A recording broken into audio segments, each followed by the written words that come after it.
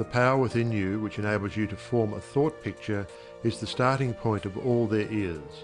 In its original state, it is the undifferentiated formless substance of life. Your thought picture forms the mould, so to speak, into which this formless substance takes shape. Visualizing, or mentally seeing things and conditions as you wish them to be, is the condensing, the specializing power in you that might be illustrated by the lens of a magic lantern. The magic lantern is one of the best symbols of this imaging faculty.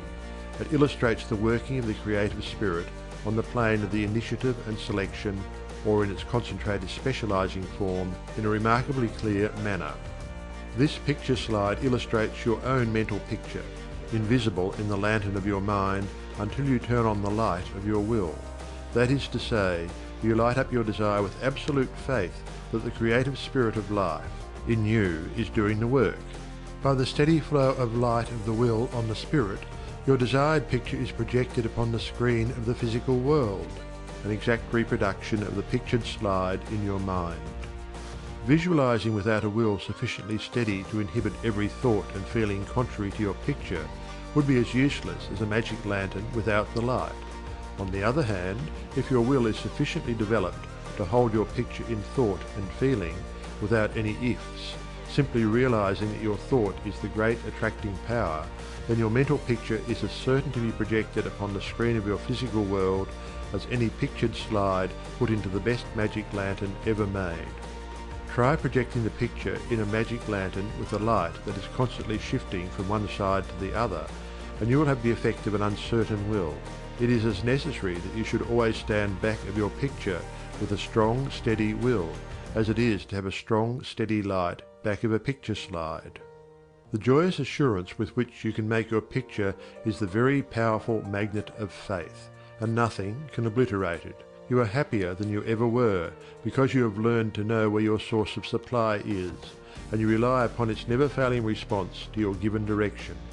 When all is said and done, happiness is the one thing which every human being wants, and the study of visualization enables you to get more out of life than you ever enjoyed before. Increasing possibilities keep opening out more and more before you.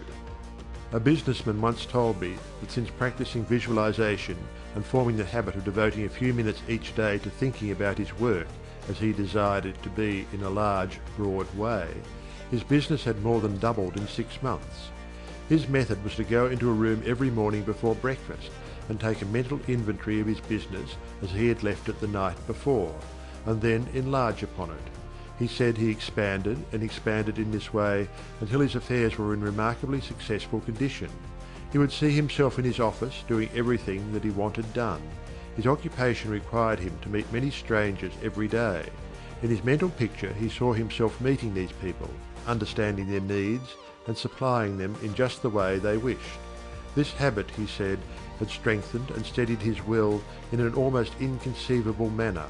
Furthermore, by thus mentally seeing things as he wished them to be, he had acquired the confident feeling that a certain creative power was exercising itself for him and through him, for the purpose of improving his little world.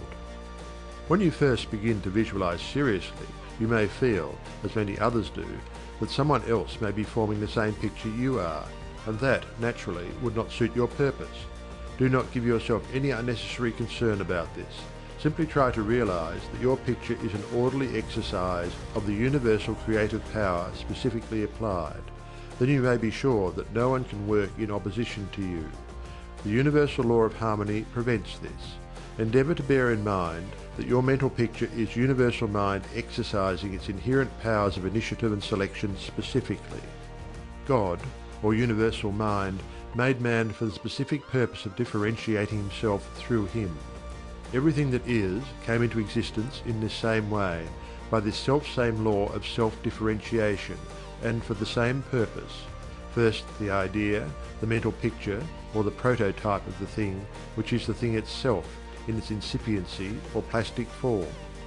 The great architect of the universe contemplated himself as manifesting through his polar opposite, matter, and the idea expanded and projected itself until we have a world, many worlds. Many people ask, but why should we have a physical world at all? The answer is, because it is the nature of originating